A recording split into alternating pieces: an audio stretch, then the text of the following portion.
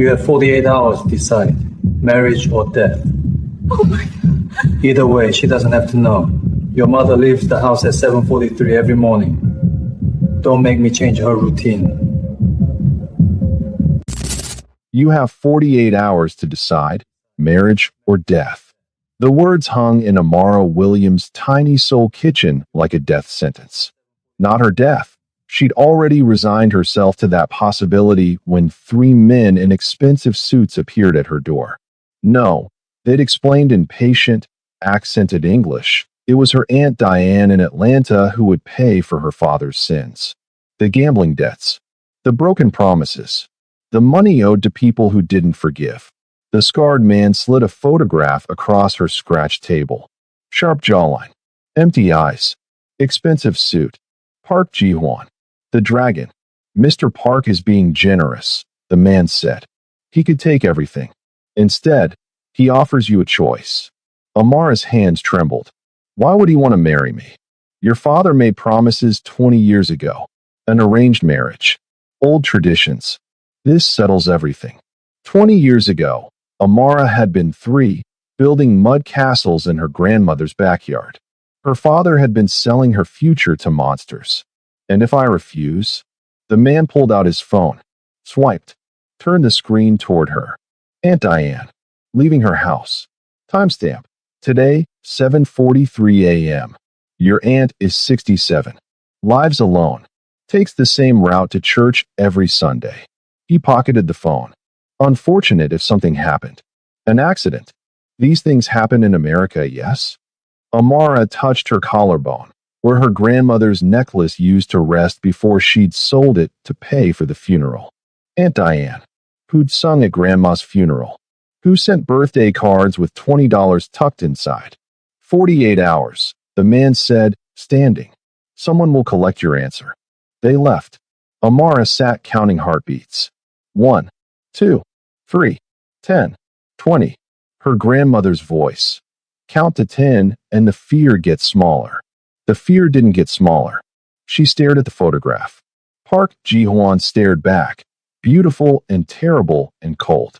A stranger who would own her life. If you're here, something in this story already resonates. Maybe you know this fear. Maybe you need to see how it ends. Either way, you're not alone here. Stay with me. 3 years ago, Amara had fled to Korea to escape ghosts. Her grandmother had died on a Tuesday. Amara had been working a double shift, covering for someone else. By the time she got home, Grandma was already gone, 15 minutes cold. Crossword puzzle still open. Coffee growing cold. 15 minutes. The guilt had suffocated her. So she'd run to Seoul, built a careful life teaching English to children, living small and quiet and invisible. Now her father's ghosts had followed her across an ocean. She called Atlanta. Her hands shook. Honey. Aunt Diane's voice was warm, familiar, home. Aunt Diane. Did Dad gamble? Did he have debts? Silence. Too long. Your father never gambled, honey. He barely bought lottery tickets. After your mother died, he was paranoid about money. Concern sharpened her voice. What's happened? Are you in trouble? The confirmation didn't match. Something was wrong. I'm fine, Amara lied. I have to go. I love you. She ended the call before her aunt could hear her cry. 48 hours to decide. But there was no decision. She couldn't let them hurt Aunt Diane. Couldn't live with more guilt, more being 15 minutes too late. She would marry a monster. She didn't know it then, but Park Ji-hwan was the first man who would kneel for her. The dragon, who bowed to no one, would kneel. And when he did, it would change everything. The call came 36 hours later. A car will collect you tomorrow morning. 6 a.m. A crisp female voice. The wedding is in 3 days. 3 days? I thought I had 48. Mr. Park has accelerated the timeline. Do you accept his proposal? Amara closed her eyes. Saw Aunt Diane smile.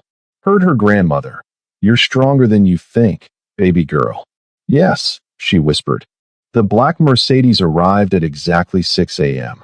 The scarred man loaded her single suitcase. Get in. They drove through Seoul in silence. After 30 minutes, They pulled up to a building that touched the clouds. Glass and steel and impossible wealth. Penthouse. Top floor, the man said. He's waiting. Privately, Amara thought, ice flooding her veins. The elevator was silent. Fast. 43 floors in less than a minute. The doors opened into a penthouse that belonged in magazines. Floor-to-ceiling windows. Minimalist furniture. Art worth more than she'd earn in a lifetime. Park Ji-hwan stood at the windows, back to her. Taller than the photograph suggested. Power radiating from him. Close the door, he said in English. His voice was deep, controlled, empty. Amara's hand shook. The click echoed. She counted heartbeats. 1, 2, 3. Ji-hwan turned around. The photograph hadn't prepared her. He was devastating. Beautiful in a way that stole breath. Dark eyes that tracked her every movement. He studied her. Clinical. Assessing. She felt stripped. Evaluated. Found wanting. You're shorter than I expected, he said finally. I'm 5'8", she said before she could stop herself. That's not short. Something flickered in his eyes. Almost like surprise. The wedding is traditional. You'll need to learn the ceremony. I'll learn. You have 3 days. Then I'll learn fast. He stopped 3 feet away. Close enough to see gold flecks in his eyes. Close enough to smell bergamot and cedar and something darker. She lifted her chin. Refused to cower. You're afraid. Wouldn't you be? Yes. The honesty surprised her. But fear makes people stupid. Don't be stupid, Amara. Her name in his mouth sounded too intimate. What do you want from me? Ji-hwan moved to a bar cart, poured whiskey into crystal. I'm going to tell you something, and you're going to listen very carefully. Her heart hammered. I will not touch you. Quiet but absolute. Not tonight. Not tomorrow. Not until you ask me to. Amara's brain stuttered. What? This marriage is real. You're my wife in 3 days. You'll live here. Bear my name. Appear at my side when required. He paused. But your body is yours. I won't take what isn't freely given. Men like him didn't. I don't understand. You don't need to understand. You just need to know the rules. Something dark and painful flashed in his eyes. A room has been prepared. Guest wing. You'll sleep there. He picked up his phone, dismissing her. Wait. The word escaped. Why are you doing this? Ji-hwan paused. 3 heartbeats of silence. Then, because I've taken many things in my life, Amara. I won't take this. Not from you. Not from anyone. An older woman appeared. This way, Miss Williams. At the door to her room, Amara looked back. Ji-hwan stood at the windows, silhouetted against Seoul's light. Alone despite the penthouse. Isolated despite his power. The dragon in his tower. And she was his captive bride who he'd sworn never to touch. Nothing made sense. Park Ji-hwan was either the most honorable man she'd ever met, or the most dangerous liar. She had 3 days to figure out which. Somehow, she suspected the answer was both. The first week became a careful dance. Ji-hwan left before dawn, returned after midnight. He never entered her space unannounced, never demanded anything. Sometimes she'd hear him in the kitchen at 3 a.m., the clink of glass, footsteps of someone who couldn't sleep. On the 4th night, she found courage. When she heard him return, she made tea, chamomile, the way her grandmother taught her, and left it outside his door with a note. You look tired. The next morning, the empty cup sat outside her door with a single word. Thanks. It was a beginning. By the 2nd week, patterns emerged. He spoke to her in English, his accent barely noticeable. Oxford educated, she learned from the books on his shelves, though he never explained why he'd returned to this life. Mrs. Kong taught her the wedding ceremony. How to bow, how to pour tea, how to move in the layers of silk that would bind her body as surely as the vows would bind her life. You're doing well, the older woman said, adjusting Amar's posture. Better than expected. What did you expect? Mrs. Kang's face remained neutral. Most would have run by now. I can't run. No. The woman's eyes softened slightly. I suppose you can't. The wedding dress arrived on day 10. Burgundy and gold silk, embroidered with phoenixes. Amara stared at her reflection, her dark skin a canvas for the traditional beauty, her natural hair swept into an elaborate style. She barely recognized herself. Beautiful, the coordinator said, though her smile didn't reach her eyes. Mr. Park will be pleased. But would he? The man who'd promised never to touch her. The man who left teacups outside her door but couldn't look at her during breakfast. The man whose knuckles had been split and bloody when he came home 3 nights ago. She'd seen him try to slip past to his room, hand hidden. Ji-hwan. She'd stood from the couch. Your hand is bleeding. He froze, back to her. Go to bed, Amara. Let me see. He turned slowly, and the look on his face stopped her breath. Not anger, emptiness. Eyes of a man who'd crossed lines so many times he'd forgotten where they were. You don't want to see this. You don't want to know what I am. I already know what you are. She moved closer. You're hurt. Let me help. Something cracked in his expression. He held out his hand.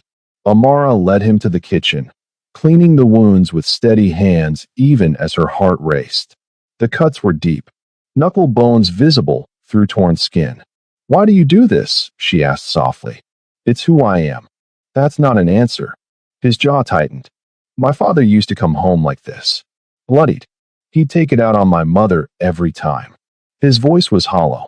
I swore I'd never be like him. Never hurt someone weaker. So I built an empire where I'm always the strongest. Where no one can hurt the people I'm supposed to protect. Her hand stilled. Is that what I am? Someone you're protecting? His eyes met hers, really met them for the first time since the wedding announcement. I don't know what you are yet. The honesty struck deeper than any lie. She finished bandaging in silence. When she looked up, he was watching her with an expression she couldn't read. My mother used to do this, he said quietly. Tend my father's wounds. I watched her make excuses for him, believe his promises. His hand flexed under hers. She died believing he'd change. He never did. You're not him. How do you know? Because you're terrified of becoming him. He never was. Ji-hwan pulled his hand away, stood. Get some sleep. The wedding is in 2 days. He left before she could respond. But Amara had seen it. That flash of vulnerability before he remembered to hide. Meeting Park Ji-ah changed everything. Ji-hwan's sister burst through the penthouse door on a Saturday morning with the energy of a summer storm. 23, beautiful, utterly unbothered by her brother's reputation. So you're the wife. Ji-ah circled Amara like an art critic. You're prettier than the rumors said. And taller. Do you play basketball? Everyone asks tall women that, Amara said carefully. It's so annoying, right? Ji-ah grinned. I'm taking you shopping. No, you're not, Ji-hwan said from the doorway. Yes, I am. She needs friends, Appa. You can't keep her locked up like Rapunzel. Watching them bicker, Amara saw something unexpected, Ji-hwan being human.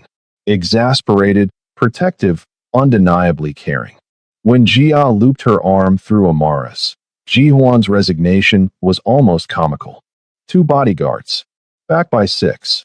Ji-ah stuck out her tongue. In the boutiques of Gangnam, surrounded by wealth Amara couldn't fathom, Ji-ah revealed pieces of Ji-hwan's past. He raised me after our mother died.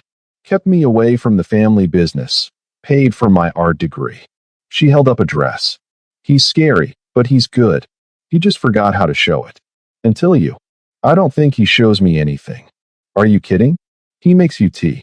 Appa doesn't do things like that. Ji-ah's eyes were knowing. He watches you when you're not looking. You're changing him already. Amara's heart stuttered. He does. I just hope you're brave enough to keep going. That night, Amara started learning Korean in earnest. Not survival phrases, real language. She wanted to understand the phone calls, the world that shaped him. When Ji-hwan discovered her study materials, his surprise was unguarded. You're learning. I live here now. I should understand. Something softened in his face. Say something. She took a breath. Dongshinin Singak Boda Chinjuro. You're kinder than you think. The words hung heavy between them. Ji-hwan stepped closer, close enough to see gold flecks in his eyes, Smell his cologne mixed with something uniquely him. Be careful, Amara. Learning my language means learning my world. It's not kind. It's not safe. Neither is loving someone, she whispered, then froze, shocked by her own words. His breath caught. Neither moved. The moment stretched, taut with possibility. Then his phone rang. Harsh, insistent. Reality crashed back. Ji-hwan stepped away, his mask sliding into place as he answered in rapid Korean. But Amara had seen it. That flash of raw feeling before he remembered to hide. One day, she'd speak his language completely. Not just Korean words, but the language of his world. And when she did, she'd become more dangerous than anyone expected. The wedding arrived like an execution date. The traditional hanbok felt like a beautiful cage. Amara barely recognized herself. Pearls and jade pins, elegance she'd never imagined wearing. The ceremony blurred. Hundreds of faces. Whispers in Korean she couldn't understand. The weight of judgment. A black woman, an American, an outsider marrying into power. Ji-hwan stood at the altar in traditional black hanbok, gold threading catching light. When she reached him, he didn't smile. His face was a perfect mask as he took her hand, surprisingly gentle, almost careful. She searched his eyes for cruelty, for the monster. Instead, nothing. Emptiness. The vows were in Korean. She repeated words she didn't understand, binding herself to a stranger. When the officiant pronounced them married, Ji-hwan lifted her veil with clinical precision. The kiss was brief. His lips barely brushed hers. The crowd applauded. It sounded like a funeral. The penthouse felt different as his wife. Amara stood in the master bedroom, still in the hanbok, heart hammering. This was it. The moment she'd been dreading. The door opened. Ji-hwan entered, loosening his tie. He poured whiskey, the silence stretching. You're afraid, he said finally. Her throat tightened. Wouldn't you be? I've been told I'm many things. Ruthless. Dangerous. A monster. He set the glass down. They're not wrong. Then why marry me? I told you. Old debts. Old promises. He moved closer, 3 feet away. Close enough to touch. Far enough to escape. But I also told you. I won't touch you. Not until you ask. His voice dropped. That vow stands. Wife or not. Relief and confusion warred in her chest. I don't understand you. Good. That makes 2 of us. He headed toward the door, paused. The guest room is still yours. Nothing changes. Ji-hwan. He stopped. Why? The question broke from her. Why make that promise? For a long moment, he said nothing.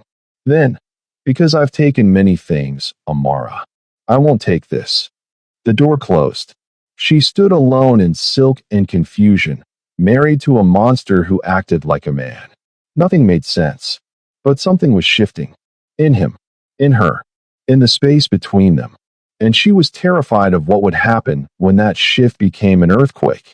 The whispers started at the business dinner Ji-hwan required her to attend. 2 weeks married. Amara wore a black dress Jia had chosen, elegant, expensive, armor disguised as silk. She stood beside her husband in a private room filled with men in tailored suits, their eyes sliding over her with thinly veiled contempt. She understood more Korean now than they realized. The American pet, one man murmured to another. How long before he tires of her? Ji-hwan's hand found her lower back. Warm, possessive, acclaiming for everyone to see. Then Kim Sang-woo entered. She felt Ji-hwan go rigid before she saw why. The man was younger than the others, handsome in a cruel way, eyes that tracked her like prey. So this is the famous bride, Sang-woo said in English, his smile sharp as broken glass. Tell me, Park, does she warm your bed, or is she just decoration? The room went silent. Violence coiled in Ji-hwan. She felt it, a snake preparing to strike. Kim Sang-woo. Ji-hwan's voice was silk over steel. Choose your next words carefully. I'm just curious. 3 weeks married, still no heir. People talk. They wonder if the dragon's losing his fire. Ji-hwan moved so fast Amara barely saw it. One moment beside her. The next, Sang-woo was against the wall, Ji-hwan's hand around his throat. You want to see fire? Ji-hwan. Amara's voice cut through the violence. She touched his arm, the first time she'd initiated contact. He's not worth it. 3 heartbeats. No one breathed. Ji-hwan released Sang-woo, who crumpled gasping. Ji-hwan straightened his cuffs. This meeting is over. Everyone out. They scattered. In the car home, silence pressed against them like a physical thing. At the penthouse, Ji-hwan poured whiskey with shaking hands. The first time she'd seen him rattled. They're questioning me because of the vow, he said finally. Seeing weakness. Because you haven't forced yourself on me. Anger flared. That's weakness to them. In my world, yes. You're not like them. I'm exactly like them. Self-loathing darkened his eyes. I've done worse than you can imagine. I don't believe that. He looked at her, really looked. Something desperate and raw. You should. He crossed to her. Because the things I've done to keep you safe would make you run. And I'd do them all again. Ji-hwan. A window exploded. He tackled her to the floor as gunfire erupted. Glass rained deadly. He covered her body with his. She felt his heart hammering, his breath hot against her neck. Stay down, he commanded, pulling a gun. He fired back, 3 precise shots that silenced the attack. Sirens. Shouting. His security flooded in. Ji-hwan pushed her toward Taeyong. Get her to the safe house. Now. You're hurt. She saw blood spreading across his shoulder. I don't care. Get her out. He looked at her, eyes desperate. Trust me. Please. Taeyong pulled her away. The last thing she saw, Ji-hwan collapsing against the wall, bleeding. The safe house was a concrete room. 1 cot. Emergency supplies. Steel doors sealing them in.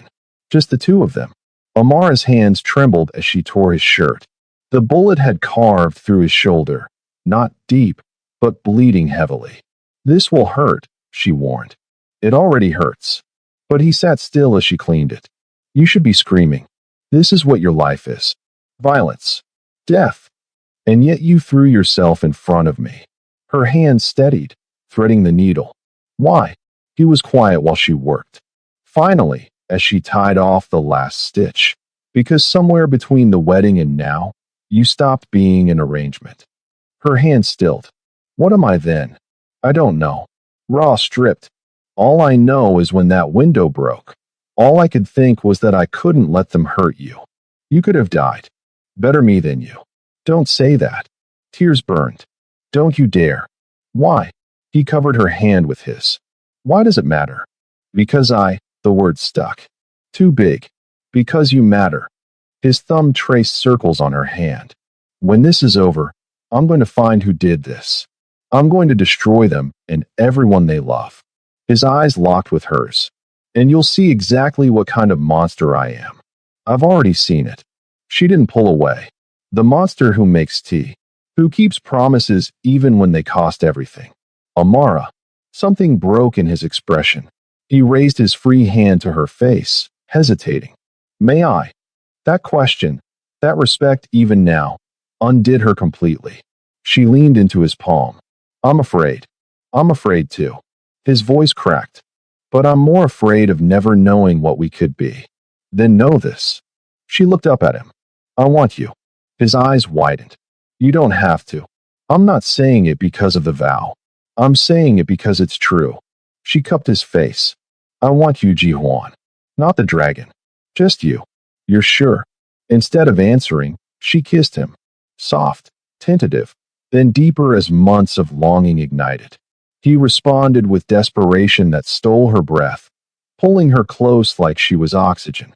When they broke apart, both breathing hard, Ji-hwan pressed his forehead to hers. I love you. The confession broke from him. I've loved you since before I had the right to. I love you too. He laughed, actually laughed. Even though I'm infuriating and dangerous? Especially because of that. Stay with me, she whispered. Always. Always, he promised. And there, in concrete and darkness, Ji-hwan discovered surrender could be power. That in her arms, He wasn't the dragon. Just a man learning love was braver than violence. He'd promised his dying mother he'd never become his father. He'd kept that promise in only one way: the vow never to take what wasn't freely given. One day, that single thread of honor would be the thing that saved him. He didn't know it yet, but he would. The safe room door opened 6 hours later. Taeyong stood in the doorway, face grim. All clear, but we need to move you both. Now. Ji-hwan's shoulder was roughly bandaged, his shirt ruined with blood. He stood with effort, pulling Amara with him. Where? Ji-hwan asked. Family compound. Your father's orders. He wants you both under his roof until we identify the shooter. Amara felt Ji-hwan go rigid. No, it wasn't a request, boss. The compound, where Ji-hwan's mother had died, where his father ruled with absolute power, where Amara would be utterly vulnerable. Ji-hwan's hand tightened on hers. Give us a minute. When Taeyong left, Ji-hwan turned to her. You don't have to go. I can send you somewhere safe. Out of the country. And leave you alone with your father?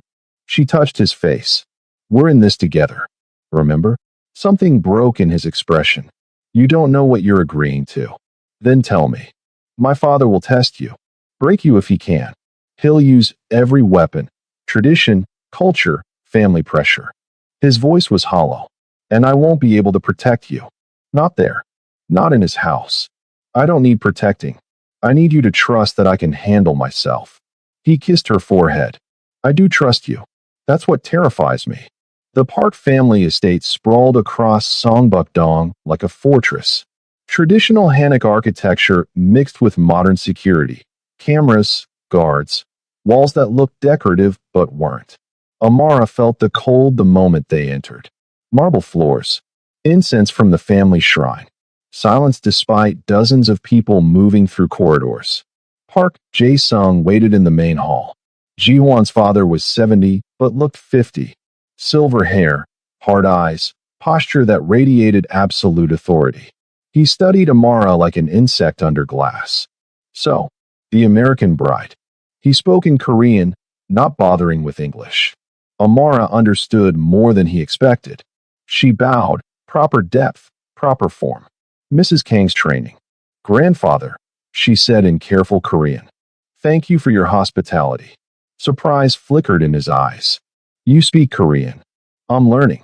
For Ji-hwan. How dutiful. His smile didn't reach his eyes. He switched to English. My son tells me you were nearly killed tonight. Unfortunate. Someone shot through our window, Ji-hwan said, voice tight. And you want to call it unfortunate? I want to call it predictable. You make enemies, boy. Flaunt your unsuitable wife. People notice. People act. The words landed like slaps. Unsuitable. Boy. We'll find who did this, Ji-hwan said. Will you? Jae-sung's gaze moved between them. Or are you too distracted by your new toy? Ji-hwan moved forward. Amara caught his hand. Squeezed. Thank you for the safe shelter, Chairman Park, she said clearly. We appreciate your protection. Jae-sung's eyes narrowed. Polite. Jia chose well when she taught you manners. He turned away. Your rooms are prepared. Separate wings. We maintain propriety in this house. We're married, Ji-hwan said. Your children playing house.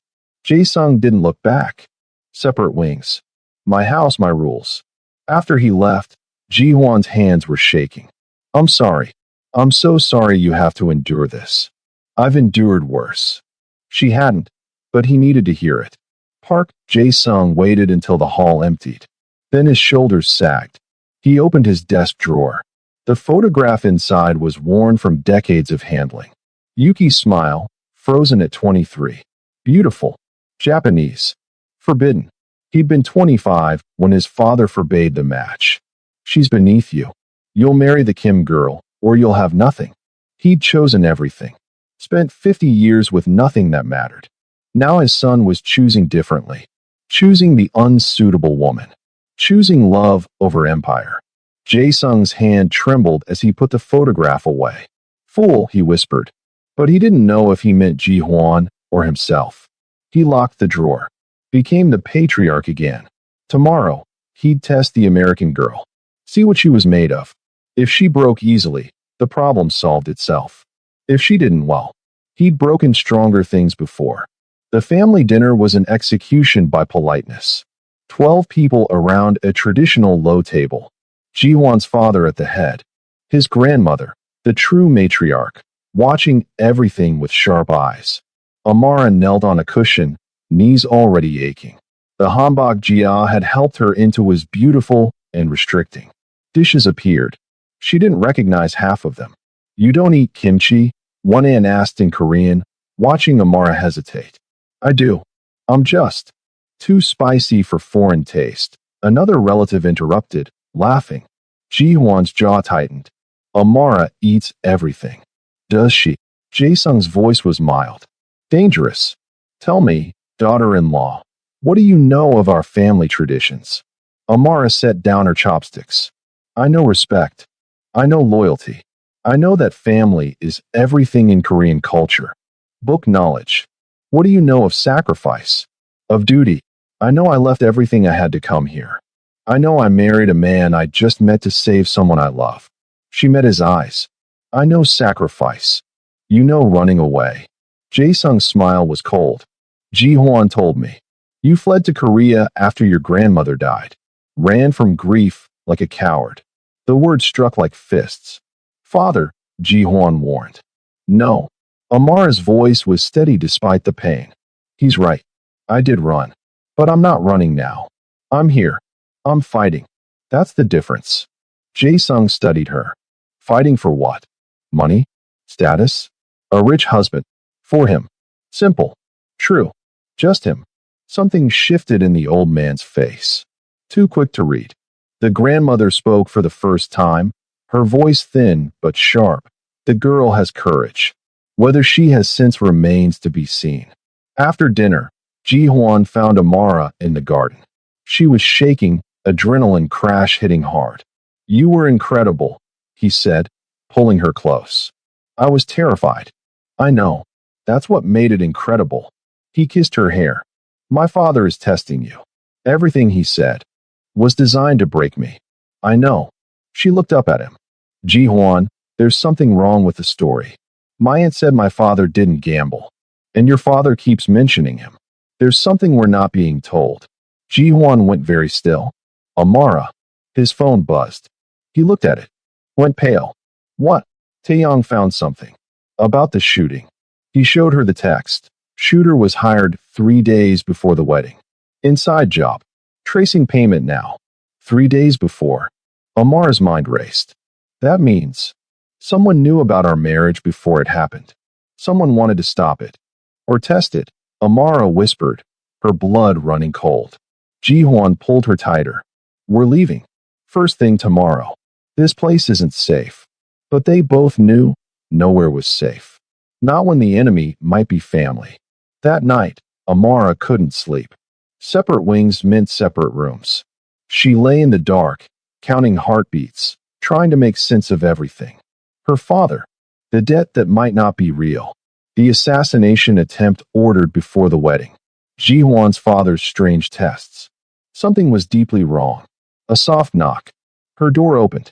Ji-hwan slipped inside, moving like a shadow. "You shouldn't be here," she whispered. "I know." He sat on the edge of her bed. "I couldn't stay away." In the darkness, he looked younger. Vulnerable. "Tell me about your mother," Amara said softly. Ji-hwan was quiet for a long time. Then, she was kind. Too kind for this family. "She loved my father even though his voice broke. I watched him kill her slowly. Not all at once. Just piece by piece. Every insult. Every hand raised. Every time he chose the business over her." "How old were you?" 12 when she finally died. Officially, she fell downstairs. Unofficially, he didn't finish. Amara took his hand. "You're not him." "How do you know?" "Because you're here. Asking, not demanding. Sitting with me instead of expecting me to come to you." She squeezed his hand. "Because you made a vow and kept it even when it cost you everything."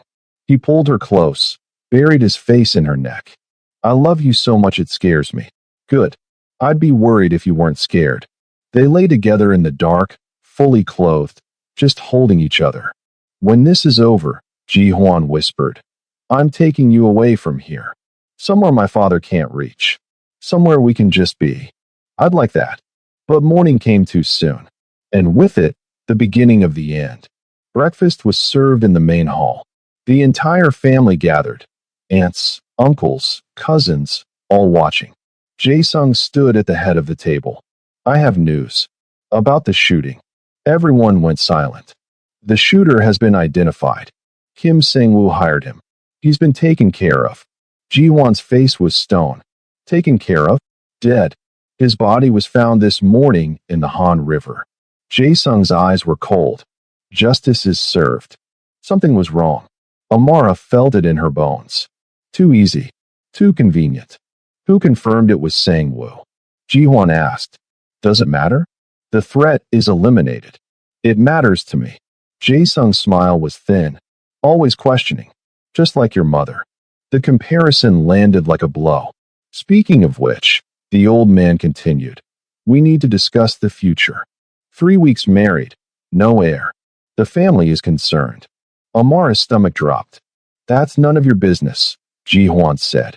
It's entirely my business. This marriage was to settle debts and produce heirs. You're failing at half your obligations. We'll produce heirs when we're ready. You'll produce heirs now, or we'll reconsider the arrangement. Jae-sung's eyes moved to Amara. After all, if the marriage isn't consummated, it can be annulled, and the original debt can be renegotiated. Threat. Clear as glass. Ji-hwan stood, violence in every line of his body. Amara caught his hand. Stood with him. We'll leave, she said clearly. Today, we don't need your approval or your house. You need my protection. Or did you forget someone just tried to kill you? We'll take our chances. Jae-sung laughed. Brave. Stupid, but brave. He leaned forward. But you're forgetting something, American girl. Your aunt in Atlanta. She's still vulnerable. Still very much in danger. The Park family's reach is long. Amara's blood turned to ice. Ji-hwan moved.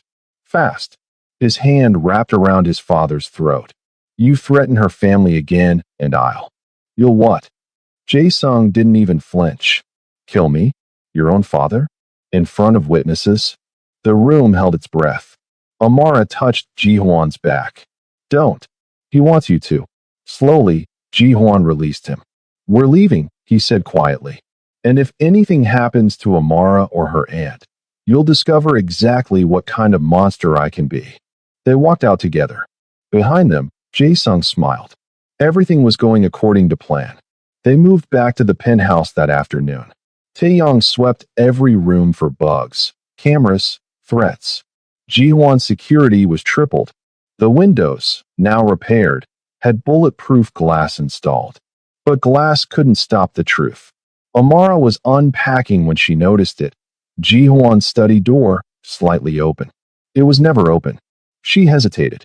Crossed the threshold. Files covered his desk. Her eyes caught one folder, different from the others. Williams, Thomas, classified. Her father's name.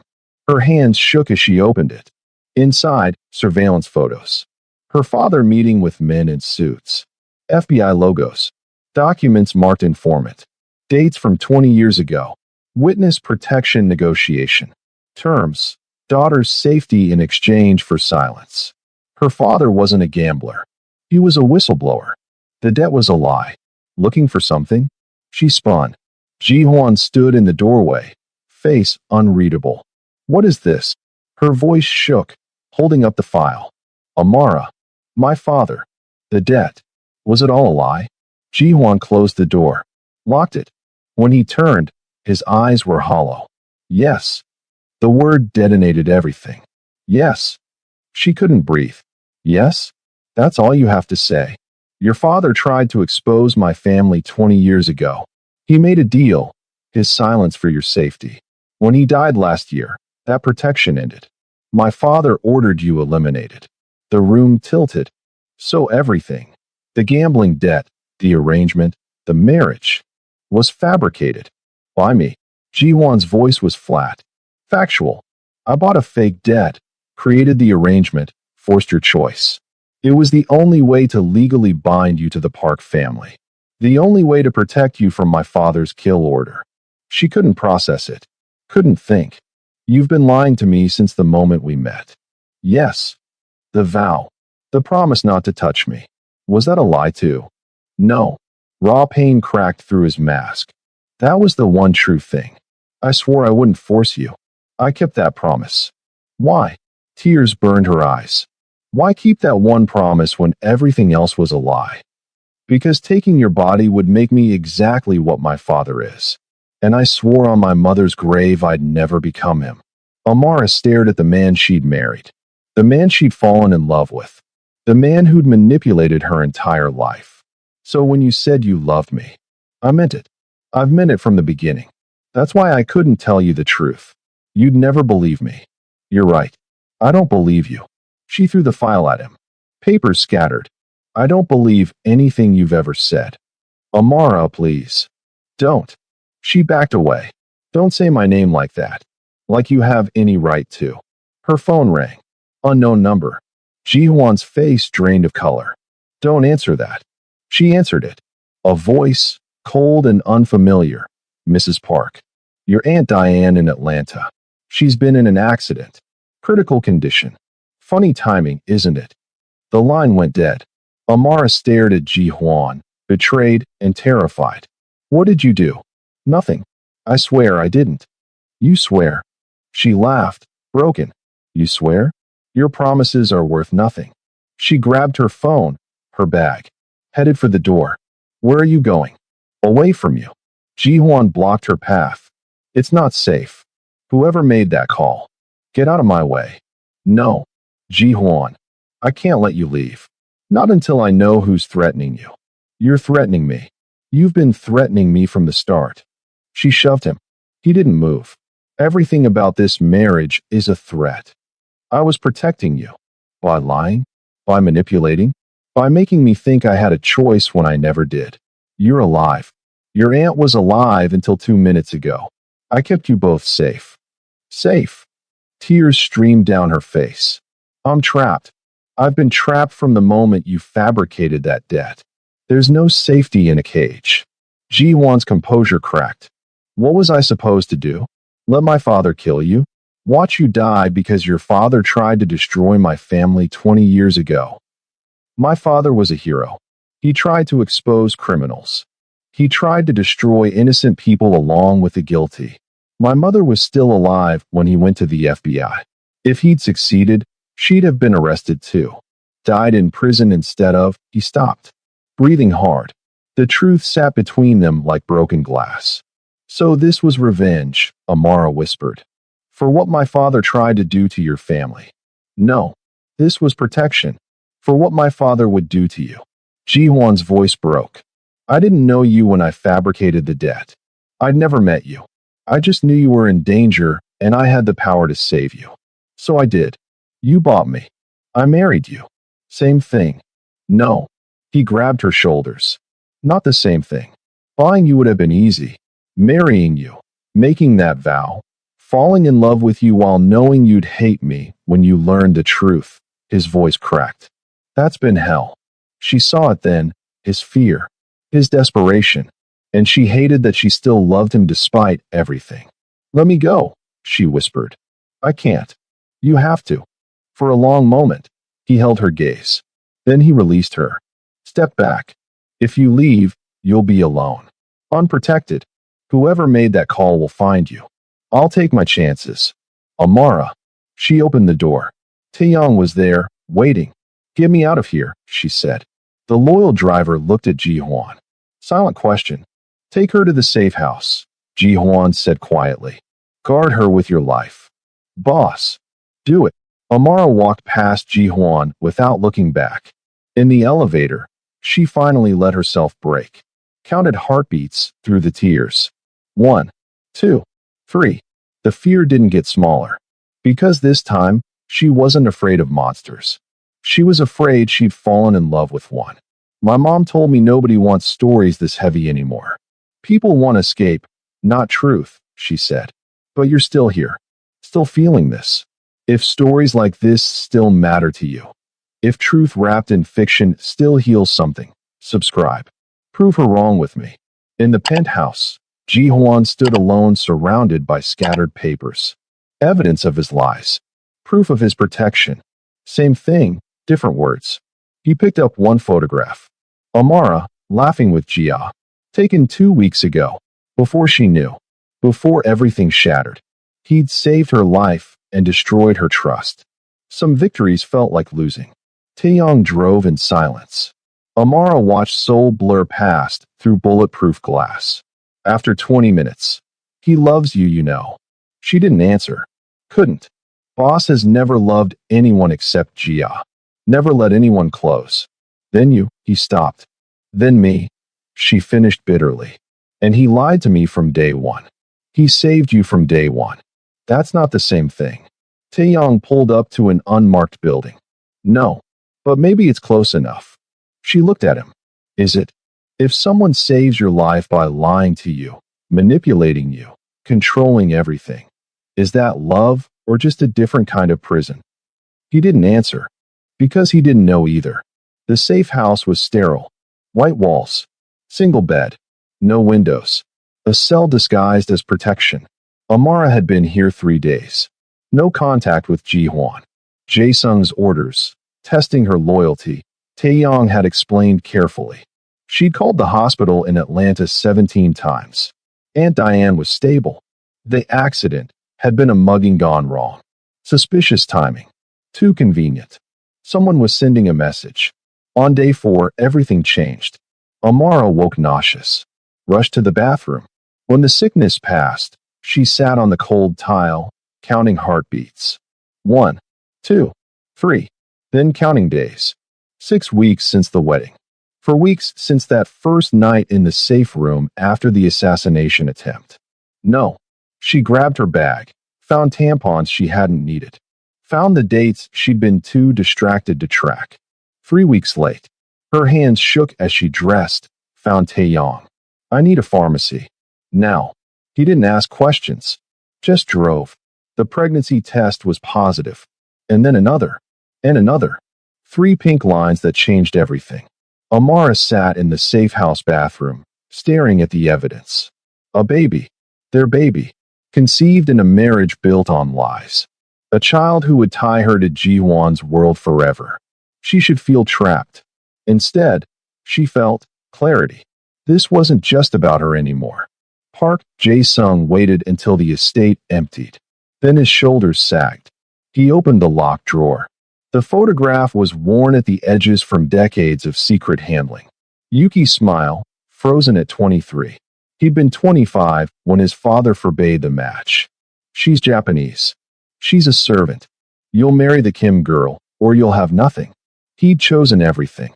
Spent 50 years with nothing that mattered. His son was making a different choice. Choosing the unsuitable woman. Choosing love over empire. Jae-sung's hand trembled as he put the photograph away. Fool, he whispered. But he didn't know if he meant Ji-hwan or himself. He locked the drawer. Became the patriarch again. Tomorrow, he'd force the final choice. The son would learn. Even if it killed something in both of them. On day 5, Jia appeared at the safe house. He didn't send me, she said immediately. He doesn't know I'm here. Amara let her in. He's falling apart, Jia said without preamble. Won't eat. Won't sleep. Just works and drinks and stares at your door. Good. Is it? Jia sat down. He lied to protect you. Is that really unforgivable? He manipulated everything. Made me think I had a choice. You did have a choice. Die, or marry him. He just made one option survivable. That's not a choice. That's an ultimatum with better packaging. Jia was quiet. Then, when I was 16, a man tried to assault me. At a party, Appa found out. Her voice went flat. That man disappeared. I don't know where. I don't ask. But I know Ji-hwan did something terrible to protect me. That's different. Is it? He made choices for me. Took away my agency to decide if I wanted revenge or justice or just to forget. He decided for me. Jia met Amara's eyes. I was angry for years. Then I realized. He saved me the only way he knew how. with violence and control, because that's what our father taught him love looks like. I'm not you. No. But you're carrying his child. Amar's breath caught. How did you? You're drinking ginger tea. You haven't touched coffee in days. And you have that look. Gia smiled sadly. Does he know? No. Are you going to tell him? I don't know. Amara's hand went to her stomach. I don't know anything anymore. I know one thing. Gia stood. My brother has done terrible things. He'll do more terrible things. But everything he does because he loves too much, not too little. The question is, can you love someone who shows love through control? After she left, Amara sat alone with the question, and the answer terrified her. That night, Taeyong brought news. Boss wants to see you. He's asking, not demanding. Tell him no. Ma'am. I said no. Taeyong hesitated, then pulled out his phone. 5 minutes. He doesn't know I'm doing this. He handed her the phone. Ji-hwan's voice nearly broke her. Amara. Just her name. Said like a prayer. Like a plea. I have nothing to say to you. Then just listen. He sounded wrecked. I found who made the call about your aunt. It wasn't my father. It was Kim Sang-woo, before he died. A final message, time to deliver after his death. Her breath caught. Your aunt is safe. I've had protection on her since the wedding. She doesn't know. But she's safe. You should have told me. I should have told you everything. From the beginning. He paused. But I was afraid. Of what? That you'd look at me exactly the way you're looking at me now. Like I'm a monster. Silence stretched between them. Are you? She whispered. Yes. No hesitation. But I'm a monster who loves you. Who would burn the world to keep you safe. Who would lie and manipulate and destroy anything that threatened you. His voice cracked. I'm a monster who's begging you to come back. Not because you have to. Because you want to. I don't know if I can trust you. I know. I'll spend the rest of my life earning it back. If you let me. Amara closed her eyes. Touched her stomach. I need time. Take all you need. I'll wait. She ended the call. Handed the phone back to Taeyong. What will you do? He asked quietly. I don't know. She looked at the pregnancy tests, still sitting on the bathroom counter. But I have to decide soon. She'd spent 3 months believing love would be enough. Believing she could change him, save him, fix him. When did loving someone become losing yourself? When did staying become the same as breaking? She touched her belly, their child growing inside her. A child conceived in a marriage built on lies. A child who would tie her to this world forever. Was she staying for love? Or for fear of being alone? Was she forgiving him because he'd changed? Or because she was afraid of starting over? Did it matter? Her grandmother's voice, memory soft. Baby girl, love isn't about finding someone perfect. It's about finding someone whose broken pieces fit with yours. Ji-hwan was broken. So was she. But maybe broken together was better than whole apart. Or maybe that was just what she wanted to believe. She didn't know anymore. On day 7, Taeyong entered with news that drained all color from his face. What? Your father's funeral. The one from last year. He set down a file. I did some digging. Your father didn't die of a heart attack. What? He was murdered. Made to look natural. The Park family erased the evidence. Amara's world tilted. Ji-hwan knew. I don't know. But his father definitely did. The final piece clicked into place. Her father wasn't just a whistleblower. He'd been killed for it. And she'd married into the family that murdered him. Outside, Seoul continued. Traffic.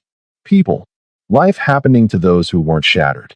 Amara stood at the small window, watching a mother and daughter cross the street. The child laughed. The mother smiled. Simple. Beautiful. Impossible. She touched her stomach. What have I done? She whispered. Her phone rang. Ji-hwan. She stared at it for 30 seconds. 40. 50. Watching his name light up the screen. Watching it ring and ring and ring.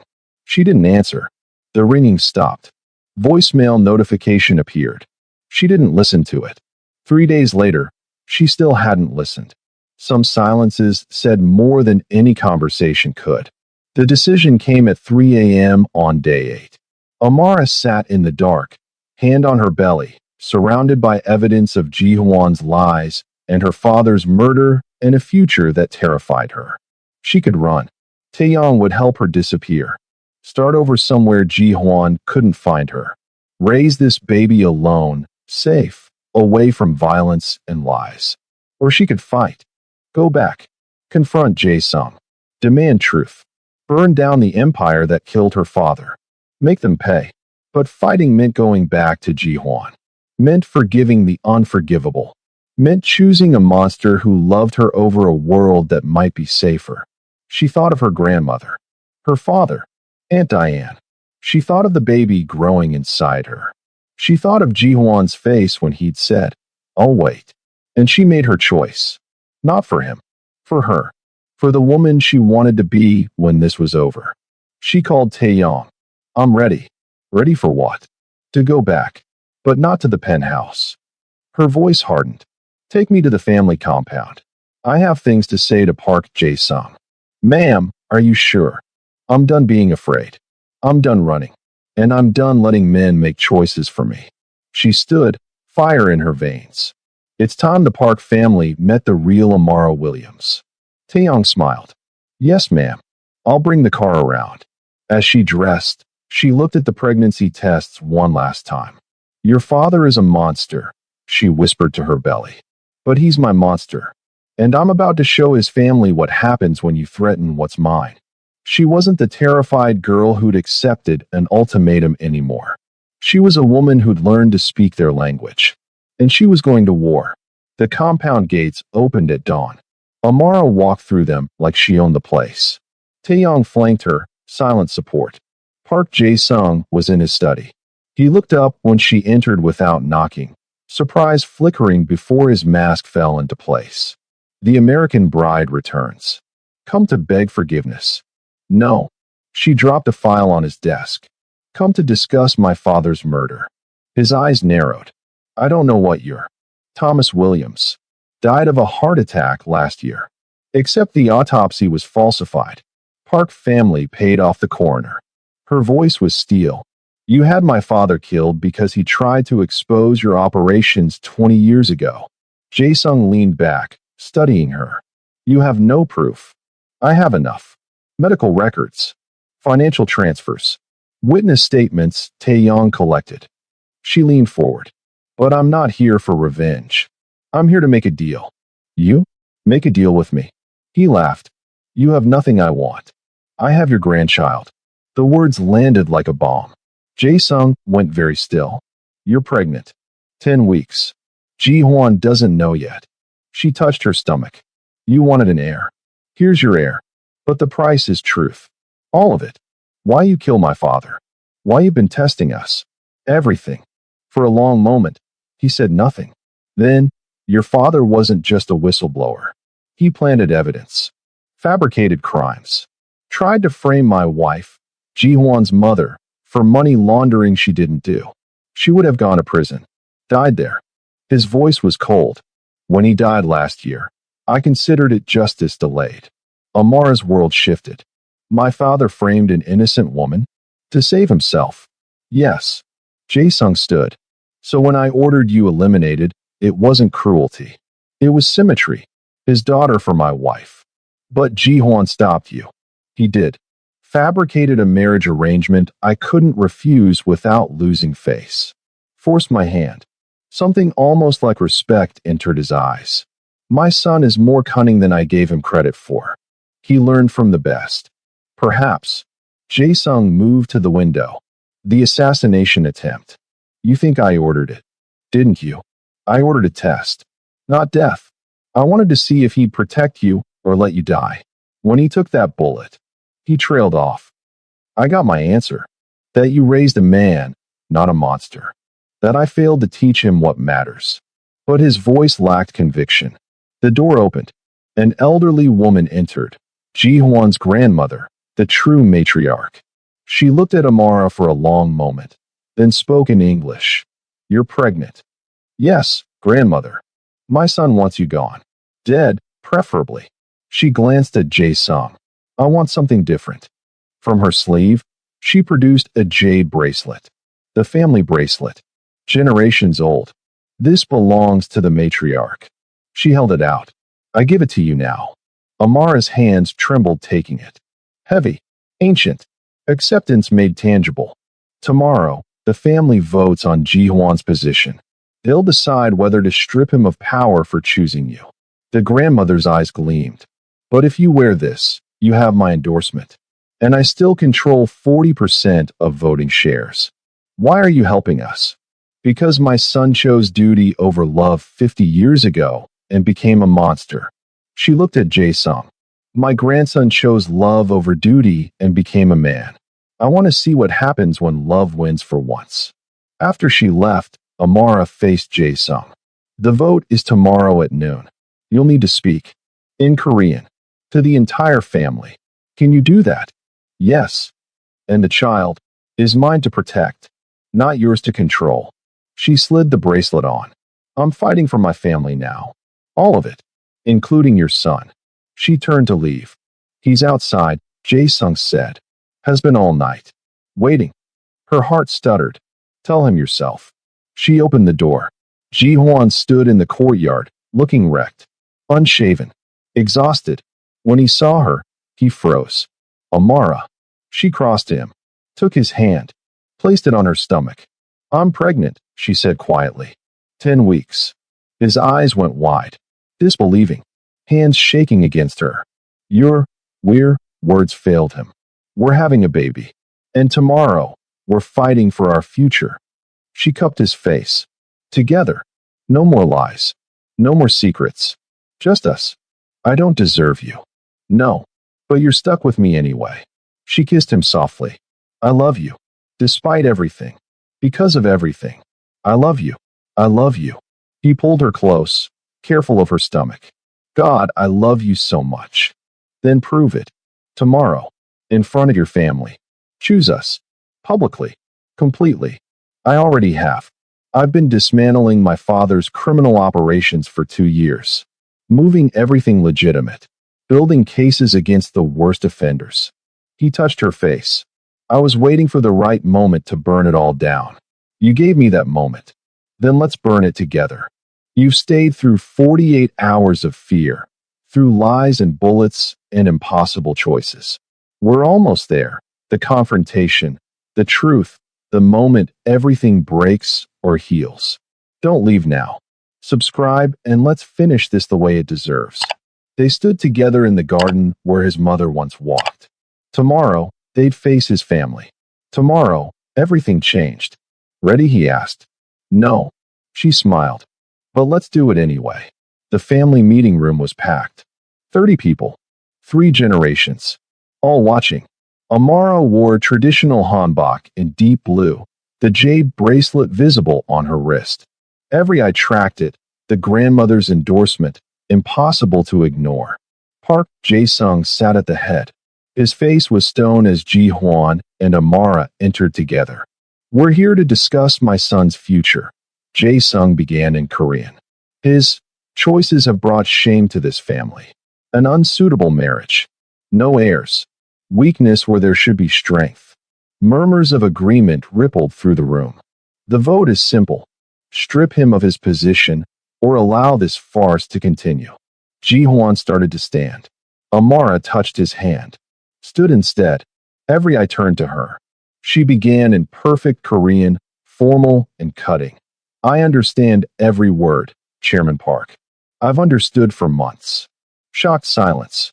I know what you've said about me. What you've planned. What you fear. She switched to informal speech, challenging him directly. You're afraid your son loves me more than he fears you. You're right. Jae-sung's jaw tightened. Amara continued, her Korean flawless. You call me unsuitable. I am. I'm not from your world. I don't have your bloodline. I don't have your history. She paused. But I have something you've forgotten. Love that doesn't demand. Protection that doesn't control. Strength that doesn't break what it touches. She turned to address the room. Ji-hwan made me a vow on our wedding day. He promised never to touch me without my consent. In your world, you called it weakness. You questioned his manhood, his power. Her voice strengthened. But that vow, that single thread of honor, is what makes him different from every man in this room. He chose respect over possession, asked instead of taking. And that's not weakness. That's evolution. One of the uncles stood. Pretty words. But what about heirs? What about duty? Amara smiled, placed her hand on her stomach. I'm 10 weeks pregnant. Your heir is coming. But this child will be raised by a father who knows the difference between power and control, who knows love doesn't require submission. The room erupted in whispers. Jae-sung stood. Enough. This changes nothing. The vote. The vote is mine to cast, the grandmother said, rising. 40%. And I vote for my grandson. For his wife. For the future they're building. Mother. Sit down. Her voice cut like a blade. You chose duty over love 50 years ago. It made you cruel. Made you alone. She looked at Ji-hwan. He chose differently. Let him have what you couldn't. Jae-sung's face was white. Ji-hwan stood. Before you vote, you should know something. For 2 years, I've been systematically dismantling our criminal operations. Moving assets legitimate. Building cases with international authorities against our worst partners. The room went silent. You what? Jae-sung's voice was deadly quiet. I'm destroying the empire you built on blood. Rebuilding it on something clean. Ji-hwan's voice was steel. The vote isn't about whether I keep my position. It's about whether this family evolves or dies. You betray your own blood. I'm saving it. From you. From itself. Ji-hwan looked at his father. Mother made me promise I'd never become you. I kept that promise the only way I could. By becoming your opposite where it matters most. He'd killed for his family before. But he'd never kneeled for love. That was the difference between duty and devotion, and it made all the difference. Jae-sung's hands trembled. For the first time in decades, he looked old. Defeated. You're a fool, he whispered. Maybe. But I'm a fool who'll sleep at night. Ji-hwan took Amara's hand. The family can vote me out. Strip everything. I don't care. I have what matters. Amara started to leave with him. Wait. Jae-sung's voice stopped them. He stood slowly, looking at Ji-hwan with something that might have been respect. Sit down. Both of you. They didn't move. Please. The word cost him everything. Ji-hwan and Amara sat. Jae-sung looked at the room. My son is right. I chose duty. It destroyed me. Destroyed his mother. Almost destroyed him. He paused. I vote to keep him as heir. With full authority. And full autonomy to rebuild as he sees fit. The room erupted. Through the chaos, Jae-sung met Ji-hwan's eyes. No words. Just acknowledgement. The vote passed. Unanimous, once the patriarch spoke. After, in the garden, Ji-hwan pulled Amara close. The first snow of early winter was falling. We won, he said, disbelieving. We survived. She touched his face. There's a difference. What now? Now we build. Something new. Something ours. She kissed him. No more dragons. No more cages. Just us. He smiled against her lips. Just us. Inside, Jae-sung stood at his window watching them. He opened his desk drawer. Looked at Yuki's photograph one last time. I hope you're braver than I was, boy, he whispered. I hope she makes you better than I ever was. He closed the drawer. For the first time in 50 years, he didn't lock it. Some surrenders were victories in disguise. Through the window, snow kept falling. Ji-hwan and Amara stood together, his hand on her stomach, building the future his father never had the courage to choose. The dragon had learned to kneel, and in kneeling, found his strength. 6 months later, the charity gala Amara organized filled Seoul's most exclusive venue. She moved through the crowd in crimson silk, visibly pregnant, confident in a way she'd never been that first terrified day in Ji-hwan's penthouse. A reporter approached Ji-hwan. Mr. Park, there are rumors about your famous wedding vow. Care to comment?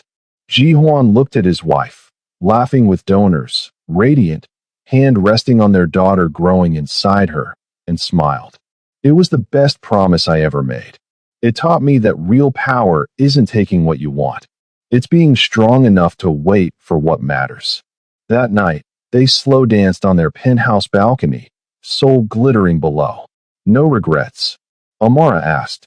Only that I didn't fall sooner. He kissed her temple, hand covering hers over their child. You remade me. Gave me something worth protecting beyond territory and reputation. What's that? Tomorrow. A future. Hope. Below in the garden, Jia introduced her photographer boyfriend to their father. Jae-sung was stiff, formal, but he shook the young man's hand. Progress. Taeyong watched from his post, smiling. In Busan, a man with Kim Sang-woo's face opened a photography studio under a new name. He looked at a photo on his desk, Ji-hwan and Amara at their wedding. Be happy, brother, he whispered, then turned it face down and got back to work. The first snow began to fall. Make a wish, Ji-hwan said. Amara closed her eyes. I wish for every day. With you. Granted. 48 hours. That's all it had taken to change her entire life. A death sentence that became a marriage. A monster who became a man. A cage that became freedom. She'd entered his world a captive. She'd become its queen. Not through submission. Through strength. Some love stories are gentle. Theirs was forged in fire.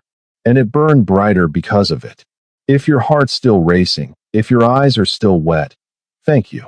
Thank you for trusting me with the last hour of your life. Here's what I want to know. Have you ever loved someone you had to fight for? Tell me in the comments. I read every single one. Remember my mom? The one who said this was too heavy?